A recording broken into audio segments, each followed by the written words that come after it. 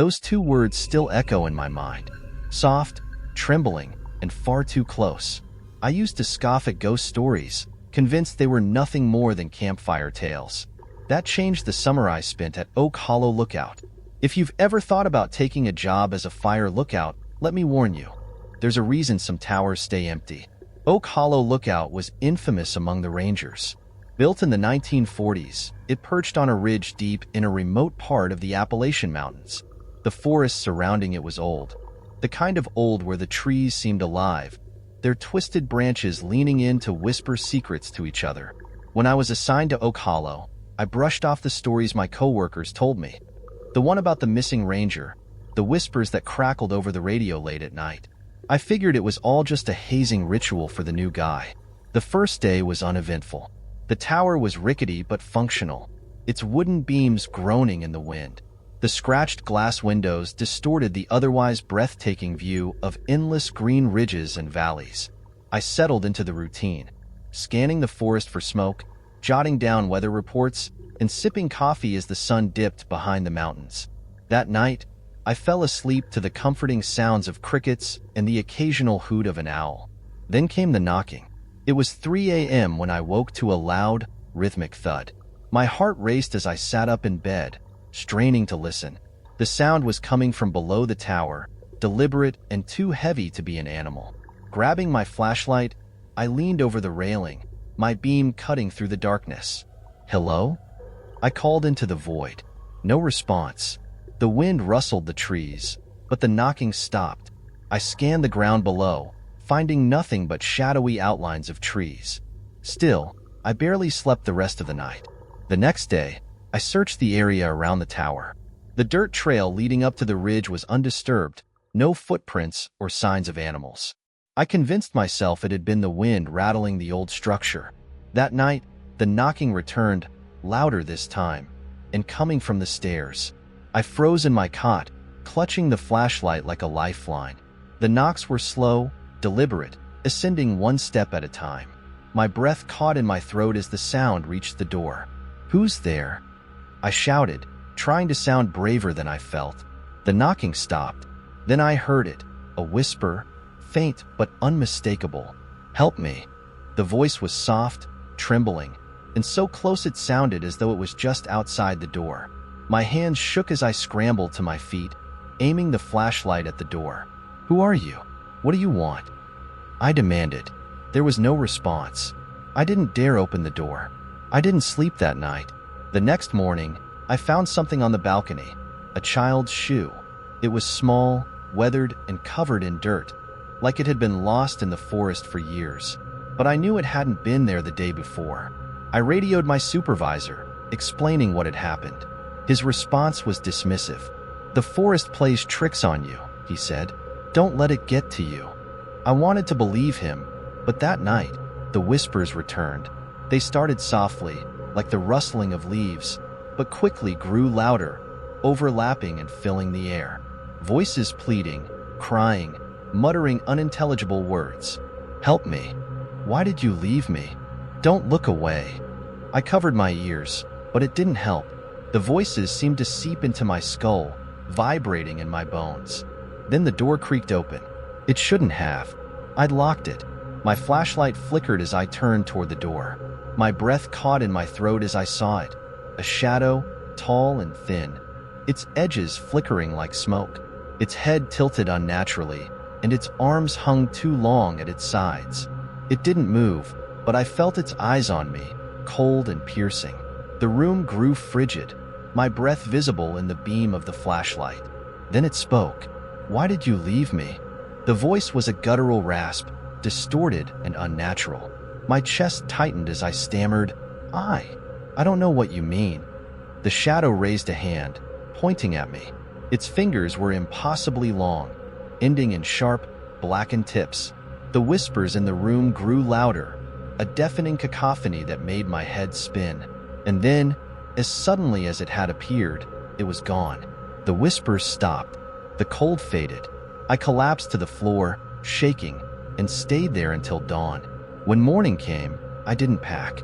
I didn't care about my belongings or the job. I grabbed my keys and ran down the trail, not stopping until I reached my car. The forest felt different that day. The air was heavy, suffocating, and the trees seemed darker, their branches reaching for me as I passed. About halfway down the trail, I saw it again. A figure stood in the distance, partially hidden behind a tree. It was tall, too tall, and its limbs were unnaturally long. Its skin was pale, almost translucent, and its eyes were hollow, black pits. It didn't move. It just watched me. For what felt like an eternity, we stared at each other. Then, slowly, it raised a hand and pointed at me. I ran. When I burst through the door of the ranger station, gasping for air, the other rangers stared at me like I was insane. I tried to explain, but the words came out jumbled and frantic. One of the older rangers pulled me aside. "You saw it, didn't you?" he asked, his voice low. I nodded, too shaken to speak. He sighed, rubbing his temples. "You're not the first. That tower's been giving people trouble for decades. Some say it's the forest. Others think it's the tower itself. Whatever it is, it doesn't like being watched." I quit that day. Weeks later, I started digging into the history of Oak Hollow Lookout. That's when I learned about John Reeves, a ranger who worked the tower in the 1960s. He had a young daughter, Clara, who sometimes stayed with him during the summer. One day, Clara wandered into the forest and disappeared. Despite an exhaustive search, she was never found. John was devastated. He blamed himself, convinced she had been calling for him and he hadn't heard. A few months later, he hanged himself in the tower. Locals say that on quiet nights, you can still hear Clara calling for her father. And if you're unlucky, you'll see John, too, searching for her, his shadow lingering in the doorway. I don't know if I saw John, Clara, or something else entirely. All I know is that whatever haunts Oak Hollow isn't at rest, and it never will be. Sometimes, late at night, I still hear whispers. Who do you think haunts Oak Hollow Lookout? Is it the spirit of John, Clara, or something darker tied to the forest itself? Why do you think it chooses to reveal itself to some and not others? Would you have stayed after the first night, or left immediately?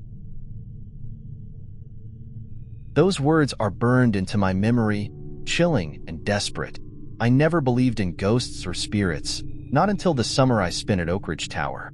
If you're considering becoming a fire lookout, let me warn you. Some towers are vacant for a reason. When I first applied for the job in the Cascade Mountains, I thought I was signing up for solitude, breathtaking views, and a peaceful escape. I was assigned to Oak Ridge Tower, an older structure perched on the edge of a rocky outcrop, overlooking miles of dense forest. The tower was rarely used anymore, overshadowed by newer, better-equipped ones. They sent me there because it was quiet, too quiet, as I'd soon learn. The first few days were uneventful. I settled into a routine of scanning for smoke during the day and watching the stars at night.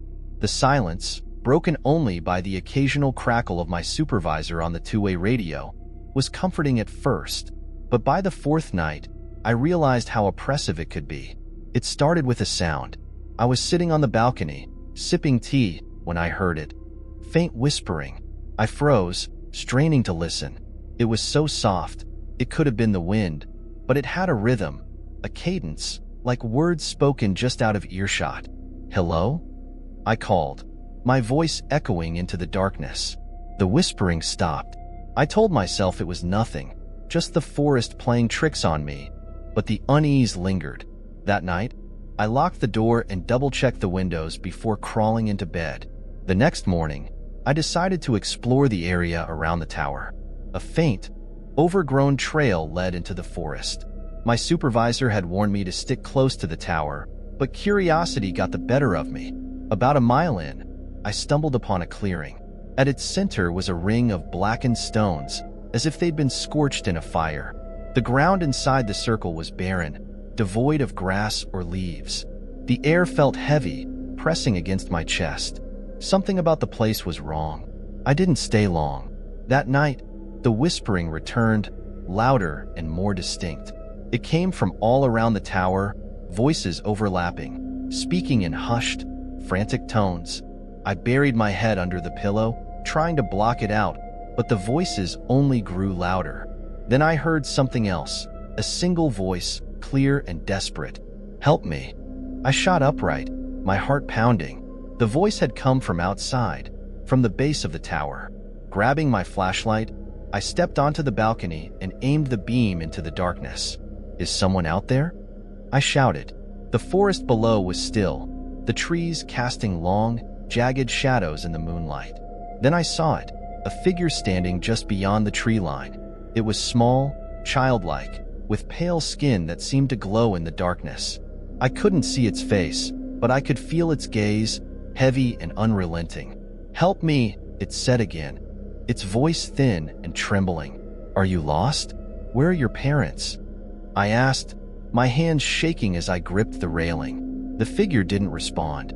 It stepped closer, its movements jerky and unnatural, like a puppet on strings. Stay back, I shouted, my voice cracking. The figure stopped, tilting its head to the side. Slowly, it raised an arm and pointed at me.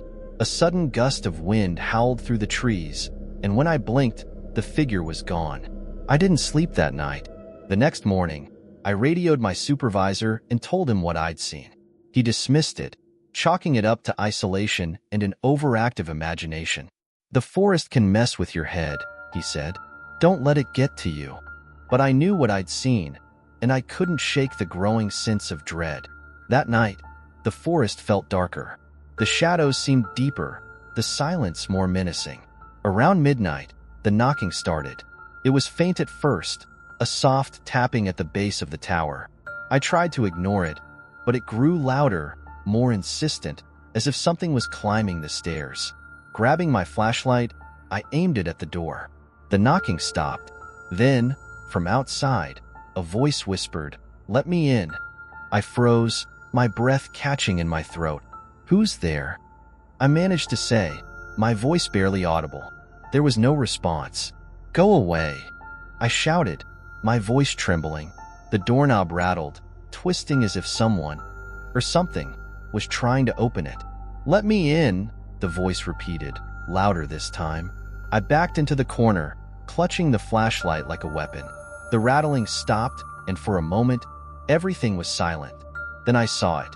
A shadow moved across the window, tall and thin, with elongated limbs and a face that was all wrong. Its features were distorted, its mouth too wide, and its eyes black and empty. I screamed, stumbling back as the shadow lingered for a moment before disappearing into the night. At first light, I packed my things and prepared to leave. But when I stepped onto the balcony, I froze. The stones from the clearing, the blackened, burned stones, were arranged in a circle around the base of the tower. My stomach churned as I hurried down the trail, my legs trembling with every step. About halfway down, I saw it again. A figure stood in the distance, partially hidden behind a tree. It was tall, impossibly tall, with limbs that stretched unnaturally long. Its skin was pale, almost translucent, and its eyes were hollow, dark pits. It didn't move. It just watched me. For what felt like an eternity, we stared at each other. Then, slowly, it raised a hand and pointed at me. I ran. When I reached the ranger station, I told my supervisor I was done. As I was leaving, one of the older rangers pulled me aside. "You were at Oak Ridge Tower, weren't you?" he asked. I nodded, too shaken to speak. He sighed, rubbing a hand over his face. "They built that tower on a burial ground. Native burial ground. People warned them not to, but they didn't listen. Strange things have been happening there ever since." I left without another word. To this day, I can't explain what I saw or heard at Oak Ridge. I try not to think about it, but sometimes, late at night, I hear whispers outside my window, and I wonder if whatever was out there followed me home. What do you think the figure was? Was it tied to the burial ground, or something older and darker in the forest? Why do you think it asked to be let in? Would you have left immediately, or stayed to investigate? That whisper still echoes in my mind, long after I left the Black Hills. I took the job as a fire lookout at Wolf Ridge Tower because I wanted solitude. After a rough breakup, the thought of 3 months alone in the mountains, surrounded by nothing but trees and wildlife, seemed like the perfect escape. What I didn't realize was that solitude in the wrong place can feel like a trap. Wolf Ridge Tower was one of the oldest in the region, built back in the 1930s. It stood perched on the edge of a rocky outcrop, overlooking dense forest that seemed to stretch forever. Its wooden structure was weathered and creaky, as if the years had seeped into its bones. The nearest ranger station was over 10 miles away, and my only contact with the outside world was a two-way radio. At first, everything was fine, peaceful, even. The days were warm and bright, with hawks circling overhead, and the nights offered a sky so clear it felt like the stars were close enough to touch. But by the second week, things started to feel off. The forest around Wolf Ridge was dense, with pines so tall and thick they blocked out most of the sunlight. Even during the day, the area seemed darker than it should have been, and it was quiet, too quiet. No birdsong, no rustling leaves, just an oppressive silence that grew heavier with each passing day. One evening, as the sun was setting, I caught movement in the trees. At first, I thought it was a deer or maybe a bear, but the way it moved wasn't right. It darted between the trees like a shadow, too fast and too fluid to be any animal I'd ever seen. Grabbing my binoculars, I scanned the forest. That's when I saw it, a figure standing at the edge of the tree line. It was tall and thin, with unnaturally long limbs. Its skin was pale, almost gray, and its face was wrong. It had no eyes, no mouth, no features at all. Just a smooth, blank surface where a face should have been. My heart pounded as I stared at it, frozen in place. The figure didn't move. It just stood there, motionless, as though it was staring back at me, if it could stare at all. Then, as the last rays of sunlight disappeared, it stepped backward into the shadows and vanished. I fumbled for the radio, trying to report what I'd seen, but all I got was static. That night, I locked the door and stayed awake, every creak of the old tower making me jump. The next morning, I went into the forest to look for any sign of what I'd seen. There were no footprints, no broken branches, nothing. But the feeling of being watched was overwhelming, like invisible eyes were tracking my every move. That night, the knocking started. At first, it was soft, a faint tapping on the side of the tower. I told myself it was the wind, but then it grew louder, more insistent. Knock, knock, knock. It sounded like it was coming from the door at the base of the tower. Grabbing my flashlight, I aimed it down the stairs, my hands trembling. Hello? I called out, my voice shaky. No response. The knocking stopped, and for a moment, everything was silent. Then I heard it, a low, guttural growl. Slamming the door to the cabin, I locked it and barricaded it with a chair. That night, I didn't sleep. I sat on the floor, flashlight clutched tightly in my hands, waiting for dawn. The next day, I found claw marks on the wooden steps leading up to the tower.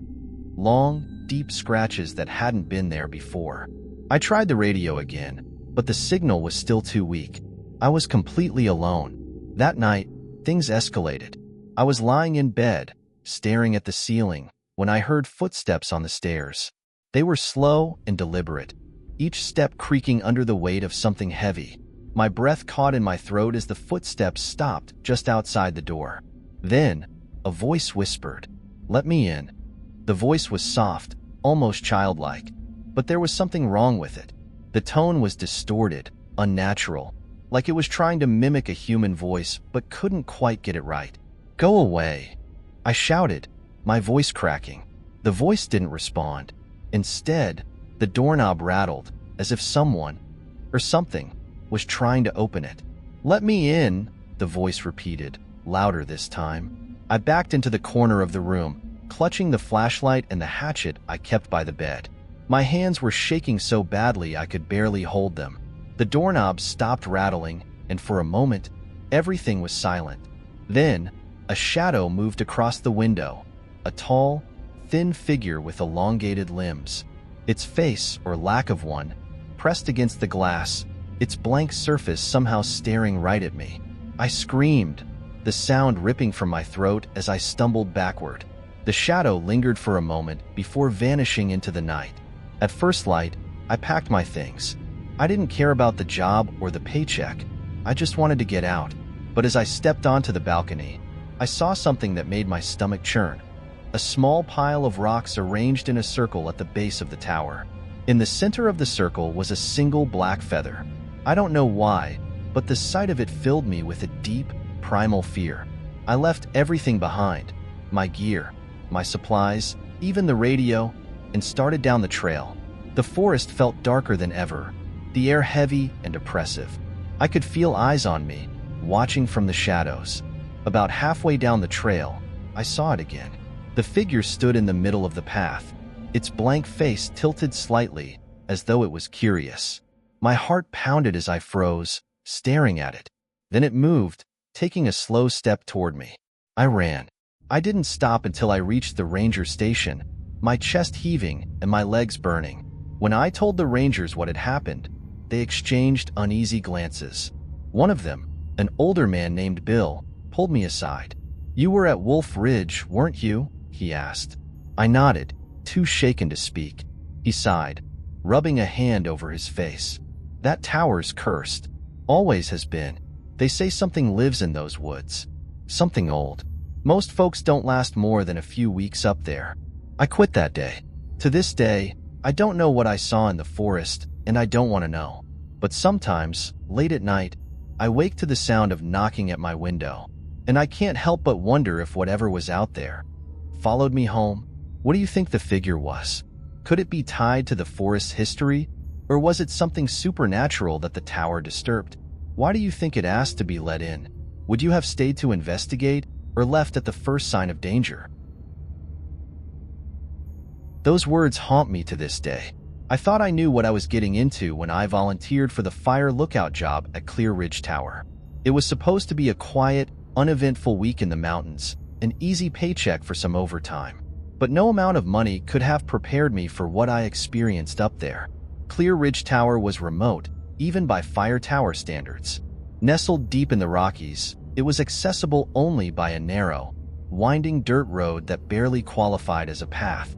The tower itself was ancient, built in the 1940s and rarely used since newer towers had taken over. It stood like a forgotten sentinel, its weathered wood and creaking beams a relic of a bygone era. When I arrived late in the afternoon, the sun was sinking low, casting long shadows over the forest. My truck kicked up a cloud of dust as I parked at the base of the tower. The first thing I noticed was the silence. No birds, no rustling leaves, just the faint whistle of the wind weaving through the trees. It was the kind of quiet that makes you feel like the world is holding its breath. The tower creaked and groaned as I climbed the narrow stairs, each step sounding like a protest against my weight. At the top, the cabin was sparse: a cot, a desk, and the observation equipment. It was functional, but the air inside was heavy, like the place had been holding on to years of forgotten stories. That first night, I sat on the balcony under a blanket of stars, marveling at the vast, dark expanse of the forest below. The silence, while oppressive, was also strangely comforting. But around midnight, the stillness was broken. I heard it, the first sound, a faint, high-pitched whistle, coming from somewhere deep in the trees. At first, I thought it was the wind, but it was too rhythmic, rising and falling like a tune. Grabbing my flashlight, I scanned the forest below. The beam of light cut through the darkness, illuminating nothing but trees and shadows. The whistling stopped. I shook my head, chalking it up to my imagination, and went back inside. But as I lay in bed, the sound returned, faint, far away, joined by something else. A low, guttural hum, deep and resonant. I didn't sleep much that night.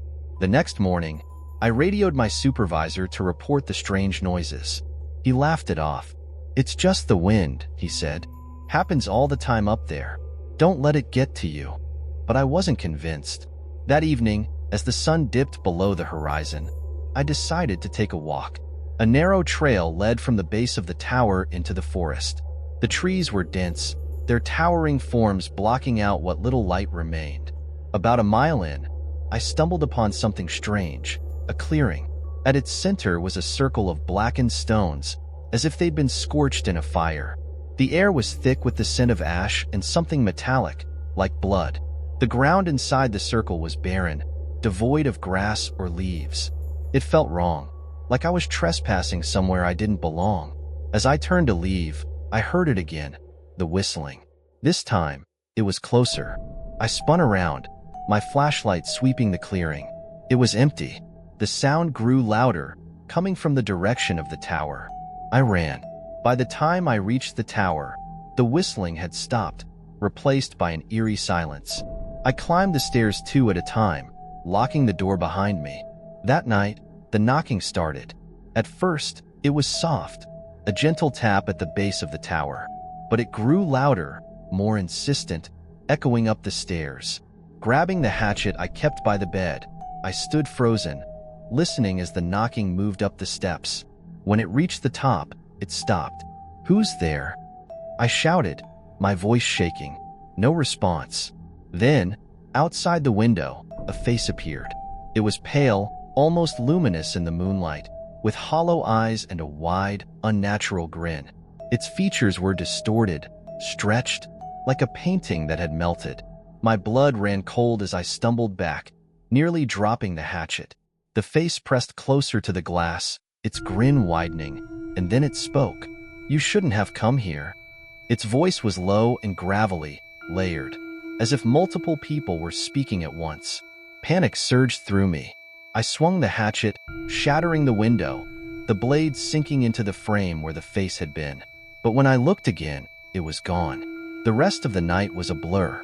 I huddled in the corner of the cabin, clutching the hatchet, jumping at every creak and groan of the old tower. At dawn, I decided I couldn't stay another second. I packed my bag and prepared to leave. But as I stepped onto the balcony, I froze. A trail of footprints led from the base of the tower into the forest. They were large, human-like, but the toes were elongated, tipped with sharp points. I didn't follow them. On the drive back to the station, I tried to make sense of what I'd seen, but nothing added up. When I arrived, my supervisor took one look at me and shook his head. "You saw it, didn't you?" he said, his tone grim. I nodded, unable to speak. He sighed, lighting a cigarette. "Clear Ridge has a history. Locals say it's cursed. People go missing out there, and when they're found, well, let's just say they're not the same." I quit that day. Even now, years later, I can still hear the whistling in my dreams, faint and distant, but always there. And sometimes, when I wake in the middle of the night, I swear I can see a pale face staring at me from the shadows. What do you think caused the haunting at Clear Ridge Tower? Was it tied to the burned stones in the clearing, or something even older? Why did the figure say, "You shouldn't have come here"? Would you have stayed longer to investigate, or left at the first sign of danger?